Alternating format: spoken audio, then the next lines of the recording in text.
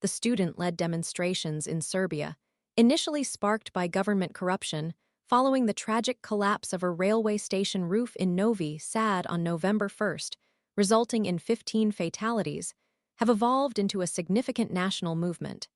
The protests, initially focused on demanding accountability for the preventable deaths and exposing widespread corruption, have resonated deeply with the Serbian populace, transcending the initial student-led origins. A crucial turning point arrived with the unexpected influx of farmers, bringing their tractors to bolster the demonstrations.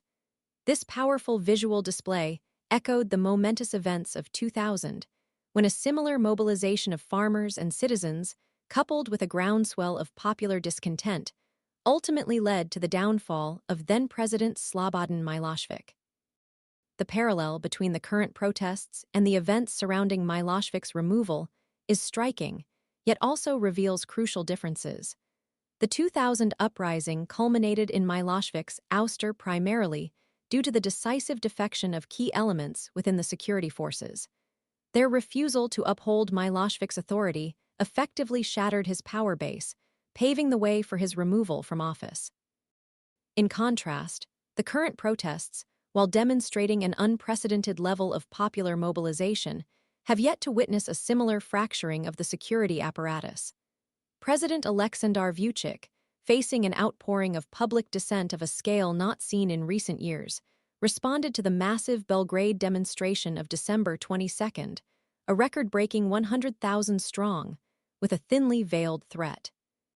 He warned that Serbia's special forces could swiftly quell the demonstrations, boasting their ability to subdue the protesters within 6 to 7 seconds.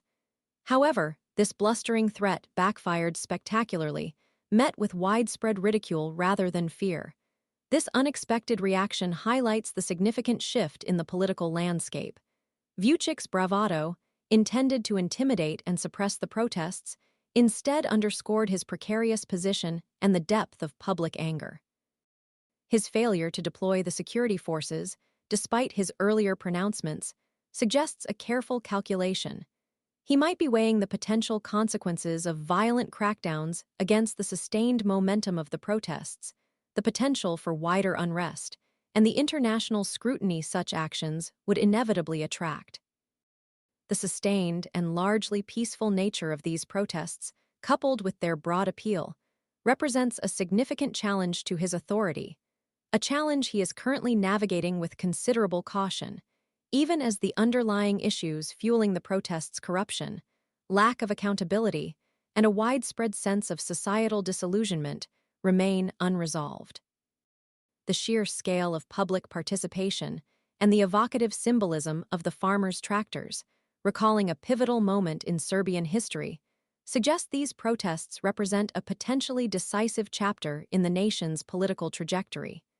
The international community is closely observing the unfolding events, acutely aware of the historical echoes and the potential for further significant developments.